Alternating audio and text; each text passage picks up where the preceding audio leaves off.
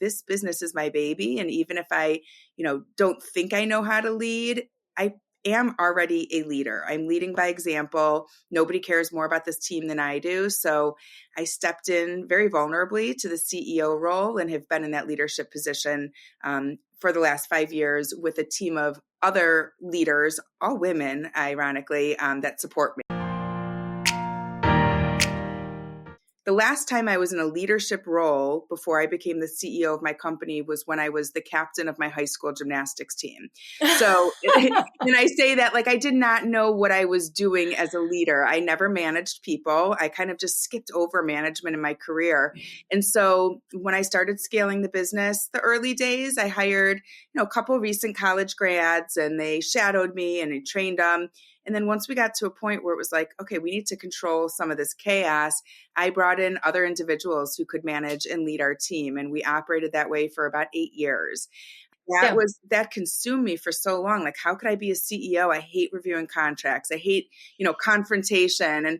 And then it's also like, wait, I can play in my sweet spot. And that's the beauty of growing a business, is that I'm hiring people to support those gaps and really, help me be the best I can be.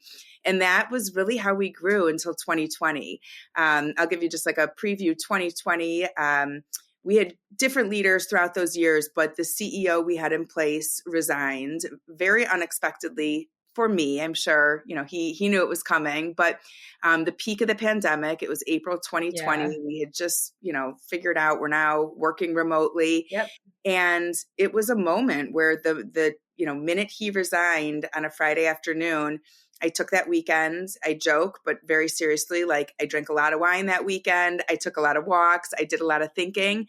And then I started talking to that weekend. I called some of my employees, and their response, they were like, that's sad. We're going to miss him, but aren't you already in charge? Like they were very supportive and like very much showed me that they believed in me.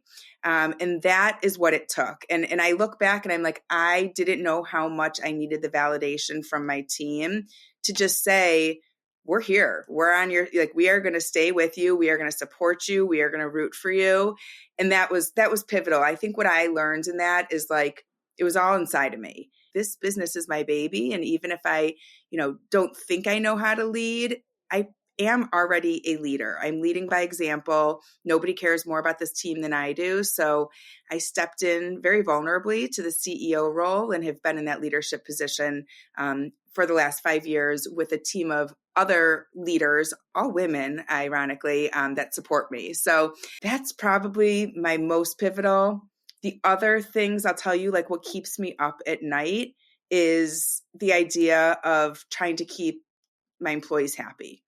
And I've come to terms that there will never be a moment where everyone is a 10 out of 10.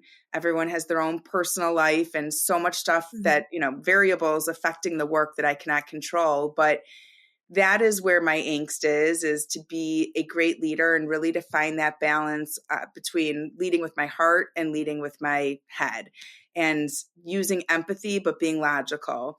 And I'd say I have not mastered that yet. That is something I'm constantly working on, is like that feminine, masculine balance and how I show up as a leader in different situations. So that lots of different things there, but I've learned quite a bit. I don't think that you are the first or last person to have that struggle. Mm-hmm. And so listen, you're going to do the best thing you can for your employees. And it sounds like they know and they believe that to be true. But to your point, right? There's so many variables. There's so many factors. We can't control them all. And as long as you're showing up the best way, in the most authentic way as you can to lead the business the best way you can, that's all you can do. So, it's prioritizing that and keeping that in the forefront of your mind. Okay.